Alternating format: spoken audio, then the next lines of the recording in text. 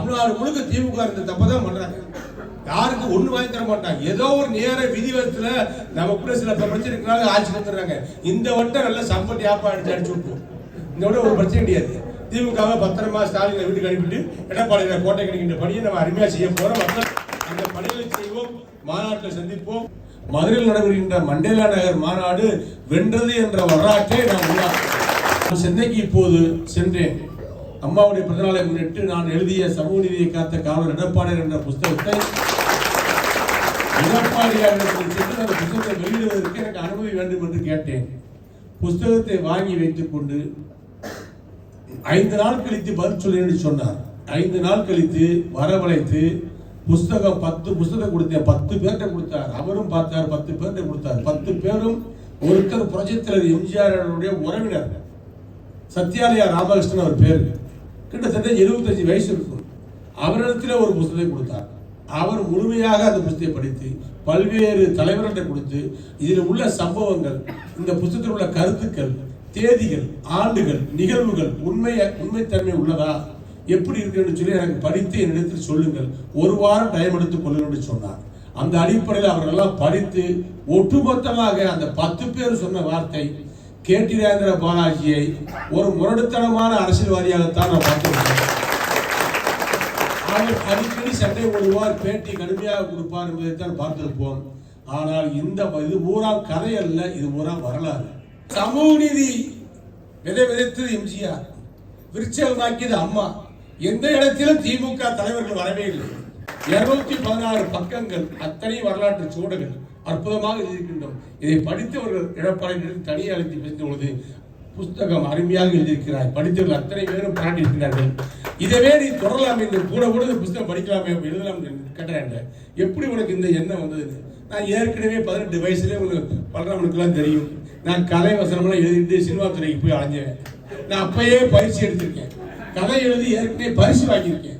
இந்த கதை எழுதுறது, கவிதை எழுதுறது தான் எனக்கு ஒரு கை வந்த கலை ஏற்கனவே உண்டு.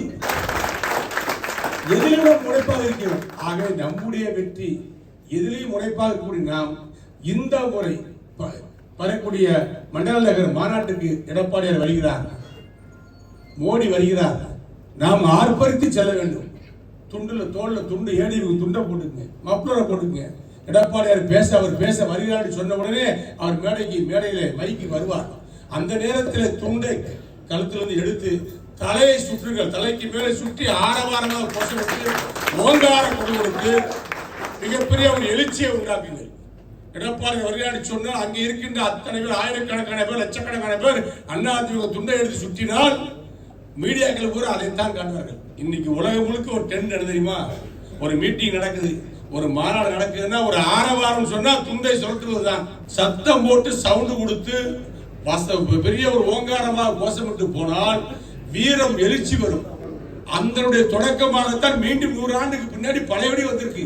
இப்ப வடக்கை எங்க பார்த்தாலும் யாரு வந்தாலும் தலைவர் வந்தாலும் துண்டை எடுத்து சுற்றி சொல்ல ஆரவாரம் பண்ணுவதுதான் மிகப்பெரிய ஒரு கலாச்சாரமாக இருக்கு. அது வெற்றியுடைய வெளிப்பாடா இருக்கு. அதை நம்ம சரியா செய்யணும். நம்முடைய பொதுச்செயலர் எடப்பாடி நம்ம கொடுத்திருக்கின்ற வேலை என்ன வேலைன்னு கேட்டீங்கன்னா, வரக்கூடிய நம்முடைய மாவட்டத்திலிருந்து 10,000 பேர், இந்த 10,000 இளைஞர்கள், கட்சி முக்கிய நிர்வாகிகள் துண்டை தோல்ல போட்டு துண்டை சுழற்றி காட்ட வேண்டும். துண்டை சுழற்றி ஆரவாரம் பண்ணினால் அதிமுக எழுச்சி மோடி அவர்களுக்கும் தமிழ்நாட்டு மக்களுக்கும் இந்திய மக்களுக்கும் தெரியும்.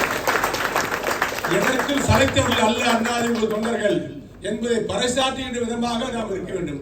அதே போல் மோடி அவர்கள் பேச வருகின்ற நேரத்திலும் எடப்பாடியார் கொடுத்த வரவேற்பு போல அவருக்கும் துண்டை எடுத்து அதிமுக சார்பாக அதிமுக துண்டை எடுத்து மக்கள் எடுத்து அவருக்கும் சுற்றி வளைத்து அந்த வரவேற்பை, அந்த ஓங்கார எழுச்சியை அவருக்கும் கொடுக்க வேண்டும். இருபெரும் தலைவர்களுக்கும் நாம் உற்சாக வரவேற்பு கொடுக்க வேண்டும். இது அதிமுக வளர்ச்சிக்கு மட்டுமல்ல, தமிழ்நாட்டினுடைய வளர்ச்சிக்கும் மிகப்பெரிய ஒரு காரணமாக. ஆகவே தயவு செய்து கேடிஆர் பாலாஜி சொல்லிட்டாரு, வண்டி உடுத்தாரு, போவோம்னு ஒரு ஒப்புக்கு வராமல் உரிமையோடு, கடமையோடு, உணர்வோடு, எழுச்சியோடு, சந்தோஷத்தோடு வண்டியில் ஏறிவாங்க. வரக்கூடியவர்கள் அத்தனை பேரும் போய் நீங்க ஹோட்டல போய் சாப்பிட நினைக்காதீங்க. இன்னைக்கு நான் ஒரு நிகழ்ச்சின்னு சொல்லி 10 கார்ல போறேன்னு சொன்னா சாப்பாடை பசு காருக்குள்ளே சாப்பிடுது. எங்கேயாவது புளியோரை அடிச்சா கூட யாத்திரை 10 புளியோரை 20 புளியோரை வாங்குவோம். ஒரு 20 லெமன் சாதம் வாங்குவோம், ஒரு வடையை வாங்குவோம், வண்டிக்குள்ள வச்சு சாப்பிடுவோம். 10 பேரை சேர்த்து வச்சு சாப்பிட்டு பழகி பாருங்க, அதனுடைய இன்பமே தனியா இருக்கும். நீங்க ஒரு பஸ்ல 50 பேர் ஏறீங்க, 50 பேர்ல 50 ஜாதி இருக்கும். 50 ஜாதியில 2 வீட்டுக்காரங்க காமாட்சி வீட்டுல இருந்து புளியோர, சுமதி வீட்டுல இருந்து ஒரு லெமன் சாதம், சவுந்தரா வீட்டுல இருந்து ஒரு பார்சல் இல்ல தக்காளி கூட்டு வந்திருக்கு வச்சுக்கோங்க. எல்லாத்தையும் வந்து ஒரு மொத்தம் ஒரு 50 பேருக்கு ஆளுக்கு ஒரு பாக்கெட்டை கொடுத்து கொஞ்சம் கொஞ்சம் புளியோரை எடுத்து வச்சு, கொஞ்சம் லெமன் சாதத்தை எடுத்து வச்சு, கொஞ்சம் ஊறுகாயை வச்சு, கொஞ்சம் கத்திரிக்காய் கூட்டை வச்சு தொட்டு சாப்பிட்டு பாருங்க.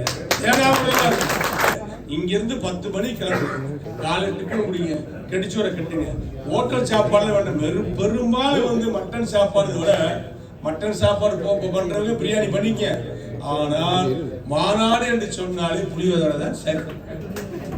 புளியோதரை, தண்ணி பாட்டில், லெமன் சாதம், ஊறுகாய், எலுமிச்சை ஊறுகாய், பச்சை மிளகாய் ஊறுகாய், தக்காளி கூட்டு, கத்திரிக்காய் கூட்டு எல்லாம் வச்சு உங்களுக்கு வந்து அமிர்தமா இருக்கும்.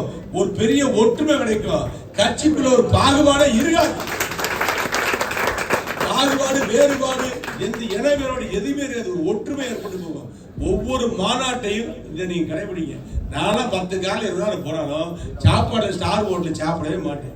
என் கூட இருக்கிற யாருக்காலும் இருக்கு, அங்க நேரம் வந்து அம்மன் மெஸ்ஸுக்கு பொன் போட்டு சங்கரை பொன் போட்டு சொல்லுவாங்க.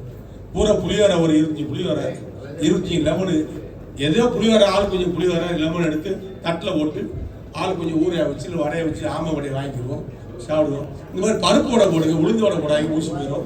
பெண்கள்கிட்ட பொறுப்பை படிச்சா பொறுமையா கொண்டு போய் பொறுமையா கொடுத்தாங்க. ஆம்பளை கொண்டு போனாதான் டாஸ்மார்க் தேடி போயிடுவாங்க. அதனால அருமையா கொடுப்போங்க. டாஸ்மார்க்கு போகாத ஆள் இருக்காங்க, அதுல இருக்காங்க, அவங்களும் அது அவங்கள்ட்ட பொறுப்பை படிக்கும். கொண்டு போற ஆளுங்க ஒரு பொறுப்பான ஆளா இருக்கணும். எங்க சாப்பிட்டுங்க 10 நிமிஷத்துல வந்துடுறாங்கன்னு சில பேர் போவாங்க. 10 நிமிஷத்துல எங்க போவாங்கன்னு நமக்கு தெரியும், அது சரியா வராது.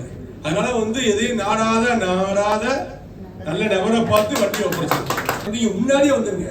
அங்க நடக்கக்கூடிய வீர மிக்க அந்த உரைகளை, மோடி பேசுகின்ற முறைகளை, பாரத பிரதமர் மோடியுடைய உரைகளை, எடப்பாடியுடைய உரைகளை நீங்கள் கேட்க வேண்டும்.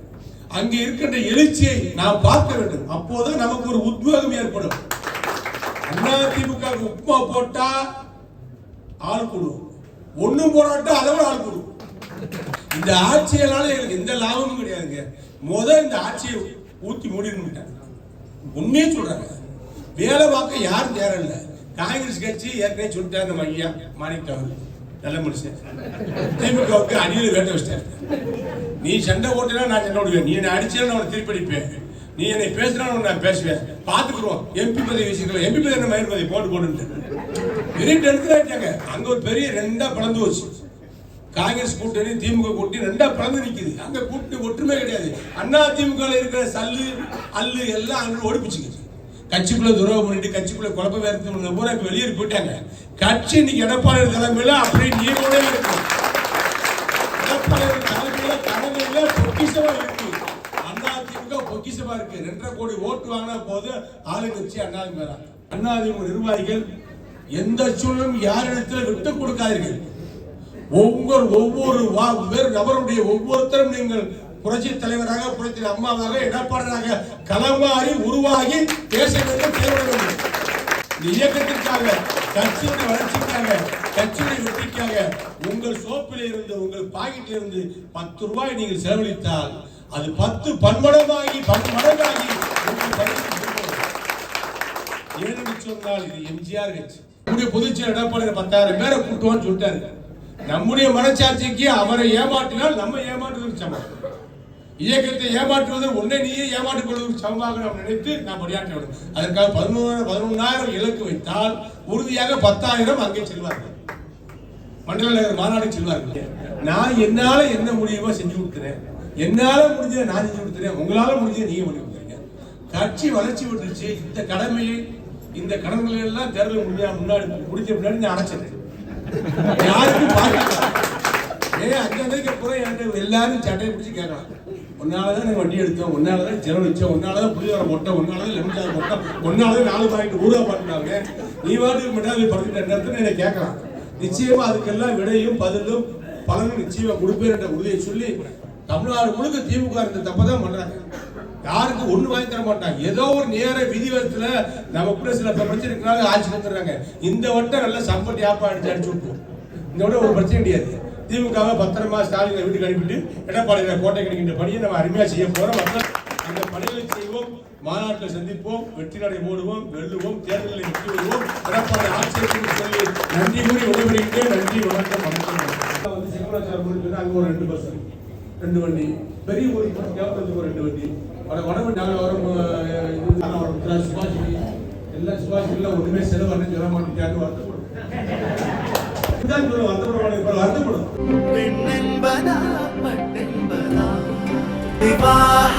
மணப்பெண்ணின் பிரத்யேகமான திருமணம் விவாஹா தி சென்னை சில்க்ஸ்.